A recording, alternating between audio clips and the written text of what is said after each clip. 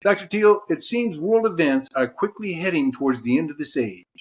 I have recently heard of some prophecies from someone called Malachy, who is not in the Bible. What are these prophecies? Well, there's a list of future pontiffs that a Irish bishop named Malachy put together in the 12th century. And over a decade ago, I actually bought a book on Malachy's predictions of 112 future popes. Now, although various Roman Catholics believe that this list was divinely inspired, and that also was, by the way, the position of the late Protestant writer Hal Lindsey, many, including myself, don't believe this list was from God. And many have made light of it for lots of reasons.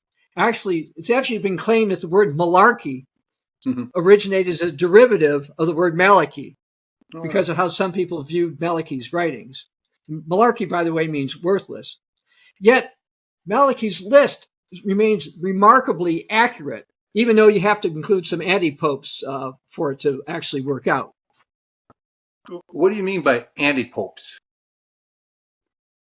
When there are two claimed pontiffs at the same time, the Church of Rome considers one of them to be an anti-pope. Oh. There's also a view that a man who is a pope who doesn't really believe the Roman Catholic faith, they would be an anti-pope. Well, if the list is remarkably accurate and we include the anti-popes in the list, would you then consider this list to be inspired by God or not? No, I've long believed the whole list is demonically inspired, so I don't rely on it. But what's interesting is we're starting to see reports of this in the mainstream press. The Jerusalem Post wrote something about this, and Euronews actually posted something about this. And I want to read from it. It said there's this 900-year-old Vatican doomsday prophecy. Now it's coming to light again now that Pope Francis has been ill. According to this book, Judgment Day is upon us soon, and Pope Francis might be the last leader of the church. And this is going back, it says, to the prophecy of the popes by their Archbishop Malachy. And it talks about the final time of judgment. Now, according to Euronews, the 12th century book credited to Malachy says the end is going to take place in 2027. They correctly, though, say that the book contains a series of Latin phrases in 112 mysterious sections, which purport to predict Catholic popes beginning from Celestine II up to the current one. So there's a passage attributed to Pope Sixtus V that reads, "Axle in the midst of a sign." And this article says, Pope Sixtus' tenure began 442 years after the first pope's rule in the list. So therefore, he's in the middle of this lineage. That indicates the end of the world is going to come 442 years later in the year 2027. Then the article quotes the last passage from Malachy's list. In the final persecution of the Holy Roman Church, there will reign Peter the Roman, who will feed his flock amid many tribulations, after which the seven-hilled city will be destroyed, and the dreadful judge will judge the earth. The end. The seven-hilled city, again, I'm in Euronews, refers to Rome.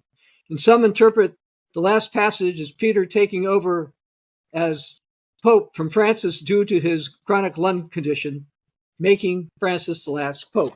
End quote. So that was from that article. But first of all, let me tell you the following. Because of the signs Jesus said we're supposed to look for in Matthew 24, we can be sure the end is not coming to 2027. That's too soon. However, the last Pope could be in place that year. Now, second, the idea that Pope Sixtus began as pontiff is not necessarily relevant to Malachy's list, nor the number of years to get to the year 2027. Now, that said, again, there are 112 popes predicted, and Pope Francis could be considered number 112 on the list because he followed number 111, who was Pope Benedict XVI. Yet, because Benedict XVI was alive when Francis became the pontiff, some have said Francis doesn't count. So there could be other pontiffs that come afterwards.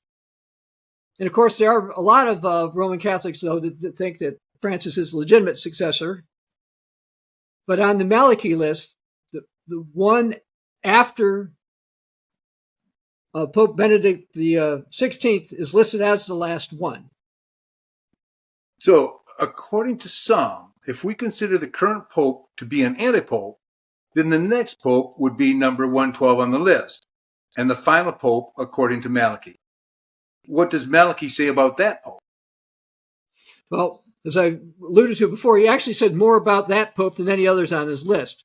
Oh. But actually, there's a whole lot of similarities between the prophecy of Bishop Malachy related to the last pope and statements in, for example, the 17th chapter of the book of Revelation, also known as the Apocalypse.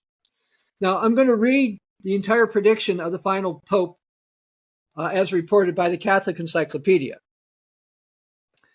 In the final persecution of the Holy Roman Church, there will reign Peter the Roman, who will feed his flock among many tribulations, after which the seven-hilled city will be destroyed, and the dreadful judge will judge the people. The end. So, in both the Malachy list and the book of Revelation, we see, 1, a reference to the city of seven hills or mountains, 2, the destruction of the city of seven hills or mountains, 3, the end of the power of Rome, 4, persecution, 5, troubles and tribulations in the earth, 6, some type of judgment, and 7, these are events for the end time. Now, the persecutions the Bible tells us of the truly faithful and others is going to happen. But judgment's going to come, and judgment, according to the Bible, will end up coming from God himself. So, are we saying that either Pope Francis or the next pope will be the final pope before the return of Christ? Well, that's certainly possible. Now, Malachy seemed to indicate his list had every single one of them. However, a book I bought that was written in 1969 says the following. Some medieval interpreters have gone out of their way to stress that Malachy in his prophecies does not specifically mention that no popes will reign between number 111 and the last one. And that, by the way, is also what the Catholic Encyclopedia says. It merely says this one is going to be the last. So there could be as many popes as we please before Peter the Roman. Again, that's from the Catholic Encyclopedia. So that, gives the supporters of the Malachy list wiggle room for there to be some kind of a pope after Francis. Well, if Malachy's list provides wiggle room for additional popes after Francis, what good is it? Well, that's kind of rather long, but I'd like to go to another prediction. This is from a Catholic priest by the name of Gaudentius Rossi in the 19th century. He says, according to Malachy, only 10 or at the most 11 popes remain in the future to be more or less legitimately elected. We say more or less legitimately because out of those future popes, it is feared that 1 or 2 will be unlawfully elected as anti-popes. Now, there haven't been any recognized, from the Vatican at least, anti-popes since Felix V, and that's back in the old 15th century.